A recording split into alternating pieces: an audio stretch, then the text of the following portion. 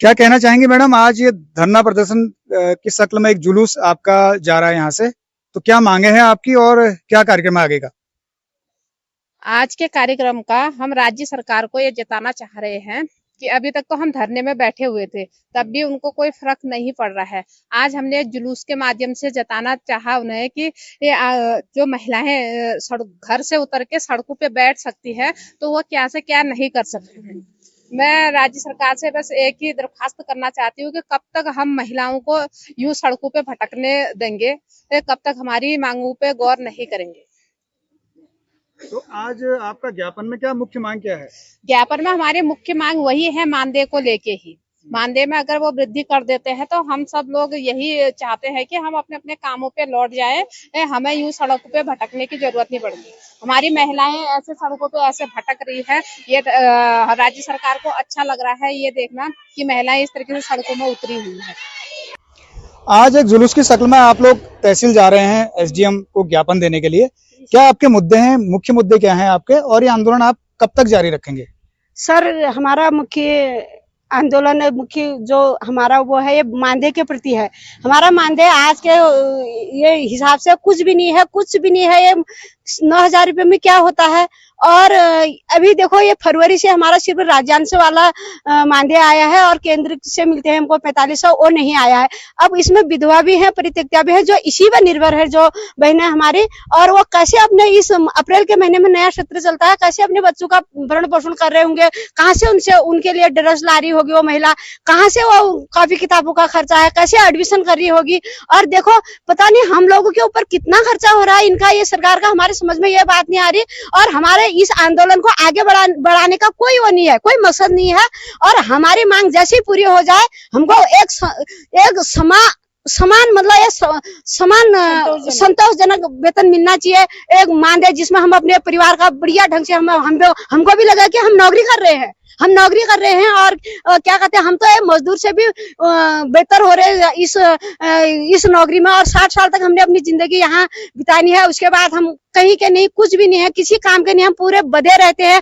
और दूसरा ये जो है ये TSR जो आ रहा है इसे पूरे नहीं आ रहा है, क्योंकि ये अभी वर्तमान में जो TSR आया है ये जनवरी, फरवरी और मार्च का आया है। इसमें ये दिसंबर और नवंबर के हिसाब से आया है। ये जो लाभार्थी हमारे नवंबर और दिसंबर थे उनके हिसाब से ये TSR आ रहा है, और उसको भी ये कर रहे हैं कि रोड में फेंके जा रहे हैं सर। और हम सरकार से ये निवेदन करते हैं कि वो TSR को बढ़िया ढंग से जिसके थ्रू वो भेज रहे हैं उसको हमारे केंद्र तक बढ़िया ढंग से और समय पर।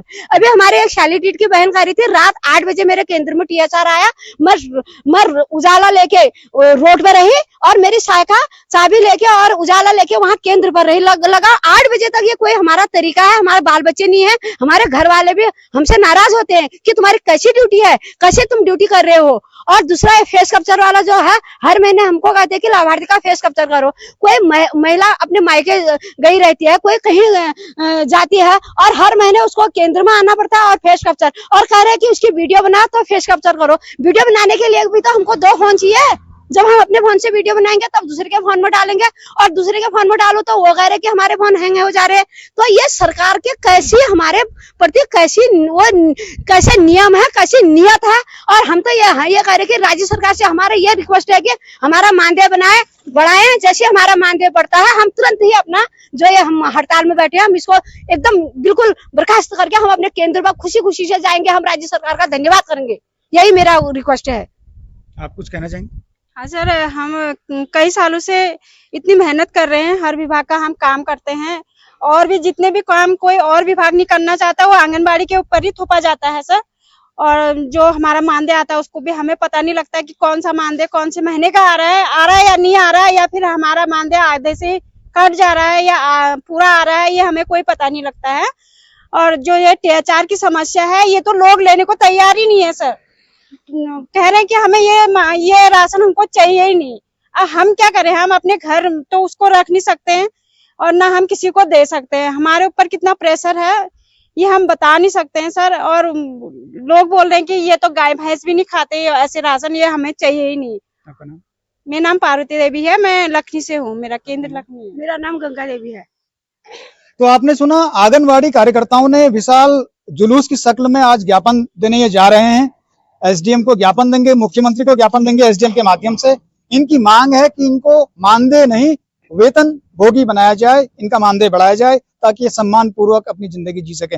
आम जनता में आंगनबाड़ी कार्यकर्ताओं के कार्यों के बारे में बहुत ज्यादा जानकारी विस्तार से नहीं दी जाती है। तो जैसा कि इन्होंने बताया, टेक होम राशन की व्यवस्था है, तो कभी कभी पुराना राशन भी इनको दे दिया जाता है, जो पोषाहार से संबंधित बात अभी कर रहे थे। तो इस तरह से बहुत छोटी छोटी दिखने वाली समस्याएं हैं, लेकिन एक प्राथमिक शिक्षा के लिए तैयार शिशु होता है, वहां से एक बालक या बालिका तैयार होती हैं, तो उनका एक शिक्षा में अहम योगदान है, अर्ली एजुकेशन में एक बहुत महत्वपूर्ण योगदान है। तो ये अपनी मांगों को लेकर आज जाएंगे, तहसील एसडीएम को ज्ञापन देंगे। देखते हैं इनका आंदोलन क्या गुल खिलाता है, राज्य सरकार क्या आंगनबाड़ी कार्यकर्ताओं की इस मांग को मानेगी या फिर यह आंदोलन और आगे चलेगा।